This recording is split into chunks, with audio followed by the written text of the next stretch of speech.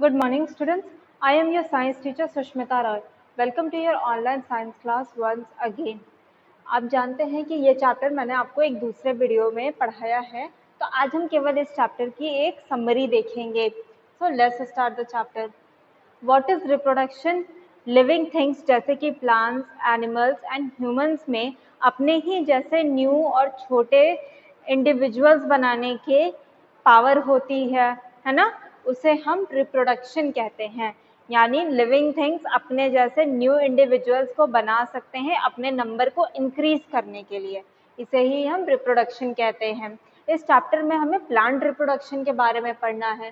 Plant reproduction mainly 3 type से होता है. सीड्स के through, vegetative part such as stems, fruits and leaves के थ्रू एंड स्पोर्स के through. Most plants reproduce by seeds. ज़्यादातर plants में सीड्स के थ्रू ही रिप्रोडक्शन होता है. प्लांट बहुत सारे सीड्स प्रोड्यूस करता है क्योंकि वो ये श्योर करना चाहता है कि मैं इतने सारे सीड्स प्रोड्यूस कर रहा हूँ तो एटलीस्ट इनमें से कुछ सीड्स सर्वाइव करे और न्यू प्लांट में ग्रो करे, है ना. और ये सीड्स खराब क्यों हो जाते हैं, डिस्ट्रॉय क्यों हो जाते हैं?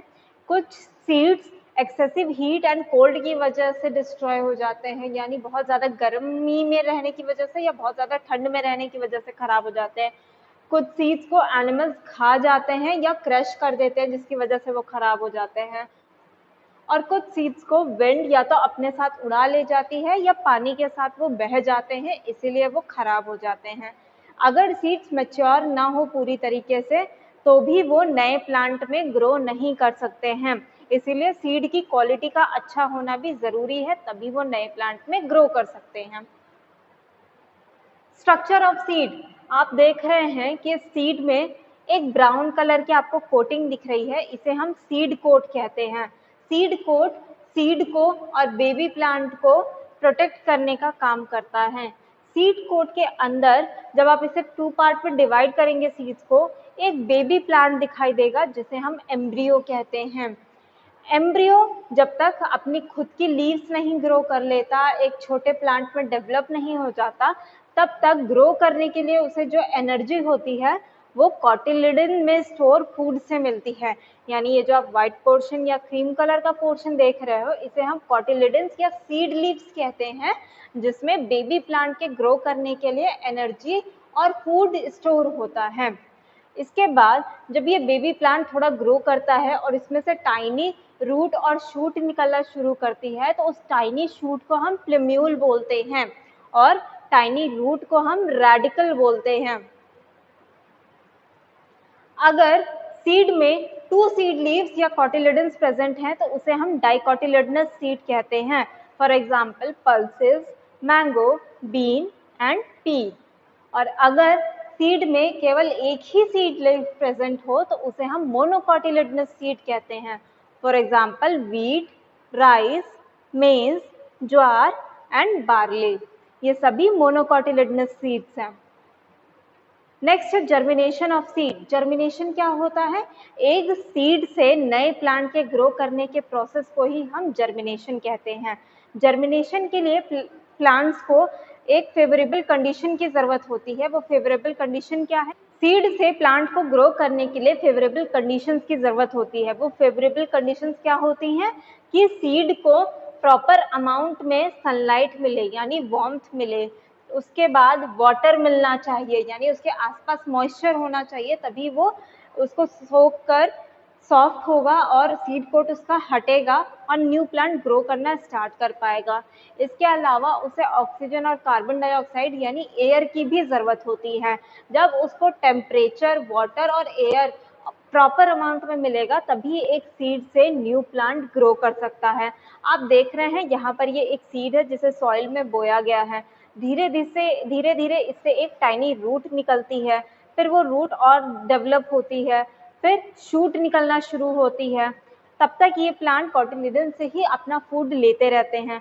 उसके बाद जैसे ही इनमें लीफ आती है, ये लीव्स फोटोसिंथेसिस करके अपना फूड प्रिपेयर करना शुरू कर देती हैं और कॉटिलिडन सिकुड़ कर गिर जाते हैं. इस तरीके से एक सीड से प्लांट जर्मिनेट होता है. नेक्स्ट है डिस्पर्सल ऑफ सीड।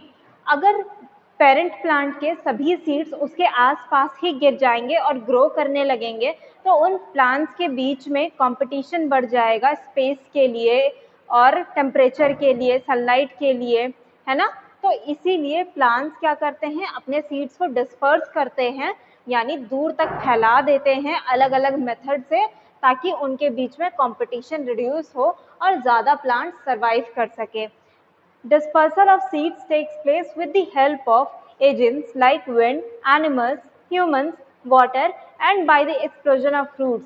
जो dispersal of seed है वो different method से होता है, जैसे कि wind के थ्रू होता है, animals के थ्रू होता है, humans के थ्रू होता है, water के थ्रू होता है और explosion of fruits यानी फ्रूट के फटने से भी होता है। आइए इनके बारे में एक एक करके देख लेते हैं। सबसे पहला है डिस्पर्सल बाय विंड। कुछ सीड्स क्या होते हैं, बहुत छोटे और लाइट वेट होते हैं, ये इजीली हवा के साथ उड़ जाते हैं। जैसे आपने देखा होगा मदार का सीड होता है, उसमें हेयर लाइक स्ट्रक्चर प्रेजेंट होता है, तो जब ये सीड खुलते हैं तो एयर के साथ वो हेयर लाइक स्ट्रक्चर सीड्स उड़ जाते हैं दूर दूर तक, और जहाँ भी ये जाकर गिरते हैं, इनको फेवरेबल कंडीशंस मिलती हैं, वहाँ पर प्लांट्स ग्रो करने लगते हैं। तो इस तरीके से ये हल्के सीड्स या हेयर लाइक स्ट्रक्चर वाले सीड्स उड़ जाते हैं और जाकर दूर पहुंच जाते हैं, जो फिर इनमें से न्यू प्लांट ग्रो करता है। इसे हम डिस्पर्सल बाय विंड कहते हैं। For example drumstick and Indian elm. Next है डिस्पर्सल बाय वाटर। कोकोनट और लोटस के जो सीड्स होते हैं वो पानी के आसपास ही उगते हैं। कोकोनट जैसे कि आपने देखा होगा कि नदी के किनारे या समुद्र के किनारे ज़्यादा उगते हैं, तो जब इनके सीड्स पानी में आकर गिरते हैं तो वो पानी के साथ बहकर एक जगह से दूसरी जगह तक पहुंच जाते हैं, और जहां इनको फेवरेबल कंडीशंस मिलती है फिर उनमें से प्लांट ग्रो करना स्टार्ट करता है। तो इसे हम डिस्पर्सल बाय वाटर कहते हैं। इसका एग्जाम्पल क्या था, कोकोनट एंड लोटस। नेक्स्ट है डिस्पर्सल बाय एनिमल्स। अब एनिमल्स के साथ कैसे डिस्पर्सल होता है, आपने देखा होगा कुछ सीड्स में हुक लाइक स्ट्रक्चर बने होते हैं या उनमें स्पाइन्स होते हैं, तो वो एनिमल्स की स्किन के साथ या आपके कपड़ों के साथ इजीली चिपक जाते हैं। इस तरह से वो एक जगह से दूसरी जगह तक पहुंच जाते हैं और फिर जब उन्हें फेवरेबल कंडीशन मिलती है तो वो ग्रो करने लगते हैं। उसके अलावा बहुत सारे एनिमल्स एंड ह्यूमंस क्या करते हैं, फ्रूट्स को खाते हैं और उनमें प्रेजेंट सीड्स को फेंक देते हैं। जैसे आप मैंगो खाते हो ना और मैंगो के सीड को फेंक देते हो, तो इस तरीके से भी सीड्स डिस्पर्स हो जाते हैं और न्यू प्लांट ग्रो करता है। फिर नेक्स्ट है डिस्पर्सल बाय एक्सप्लोजन। कुछ सीड्स क्या करते हैं, जब वो सूख जाते हैं, पक जाते हैं पूरी तरीके से, तो वो एक झटके के साथ या जर्क के साथ फट जाते हैं, और उस झटके की वजह से, फटने की वजह से उनके अंदर प्रेजेंट सीड्स फैल जाते हैं, थोड़े दूर दूर गिर जाते हैं, जिससे हम क्या कहते हैं, डिस्पर्सल बाय एक्सप्लोजन कहते हैं, यानी सीड के फटने से सीड्स का फैलना, है ना। फॉर एग्जाम्पल आपने धतूरा देखा होगा, मटर देखा होगा, बीन्स देखा होगा, इनके सीड इसी तरीके से डिस्पर्स होते हैं। नेक्स्ट है वेजिटेटिव प्रोपगेशन। सीड्स के अलावा प्लांट के डिफरेंट पार्ट से भी कुछ नए प्लांट्स को ग्रो किया जाता है, इन्हें हम वेजिटेटिव प्रोपगेशन कहते हैं। वेजिटेटिव प्रोपगेशन दो टाइप का होता है, natural vegetative propagation and artificial vegetative propagation. Natural vegetative propagation क्या है, जब नेचर में अपने आप किसी प्लांट से एक नया प्लांट डेवलप होना शुरू हो जाए या किसी प्लांट के पार्ट से एक नया प्लांट डेवलप होना शुरू हो जाए, तो उसे हम नेचुरल वेजिटेटिव प्रोपगेशन कहते हैं। जैसे कि propagation by underground stem. Underground stem क्या होता है, ऐसे कुछ स्टेम्स होते हैं जो सॉइल के नीचे पाए जाते हैं या सॉइल के अंदर पाए जाते हैं, उन्हें हम अंडरग्राउंड स्टेम कहते हैं। For example potato, ginger and turmeric. Potato, ginger और टर्मरिक जैसे अंडरग्राउंड स्टेम में कुछ टाइम बाद एक बर्ड जैसा स्ट्रक्चर निकलता है जो कि नए प्लांट डेवलप करने की पावर रखता है। जब आप इस बर्ड को कट करके सॉइल में लगा दोगे तो इनसे एक नया प्लांट ग्रो करने लगेगा। इस तरीके से अंडरग्राउंड स्टेम से न्यू प्लांट तैयार होते हैं। नेक्स्ट है प्रोपगेशन बाय लीव्स। ड्रायोफिलम एक ऐसा लीफ है जिसके किनारे पर ऐसे छोटे छोटे बर्ड्स लगे हुए होते हैं। जब ये ब्रायोफिल्म की लीव्स नीचे सॉइल में गिरती है तब वो ब्रायोफिल्म की लीव डीकम्पोज हो जाती है और ये जो बर्ड्स हैं ये अपनी रूट सॉइल के अंदर जमा लेते हैं और इनसे फिर एक नया प्लांट तैयार होता है।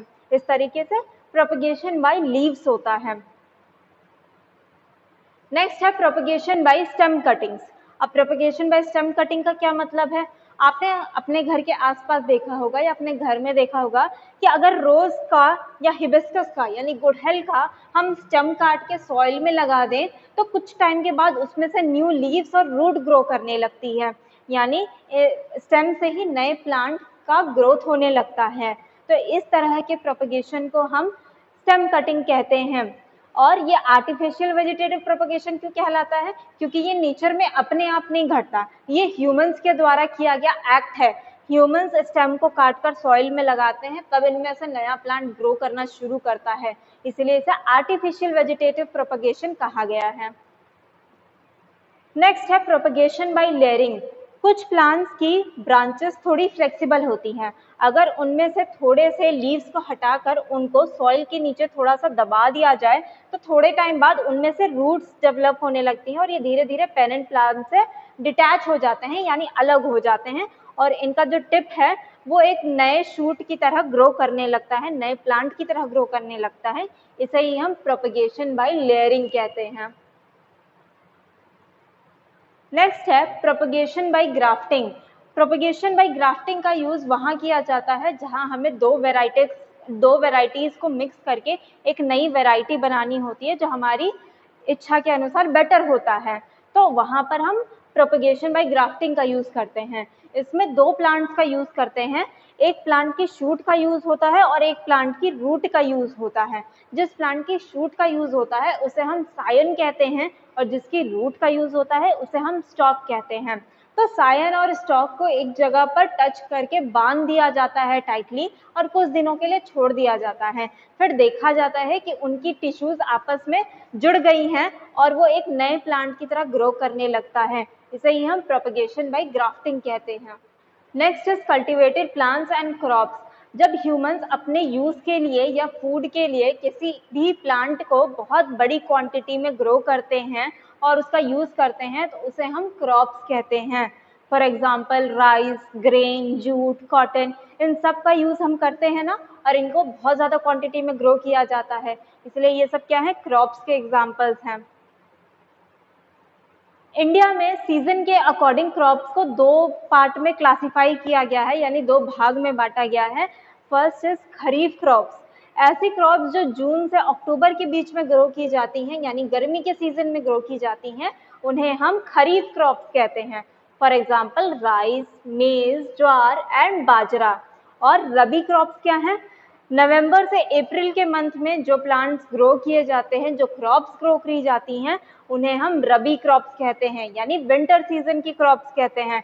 For example wheat and gram.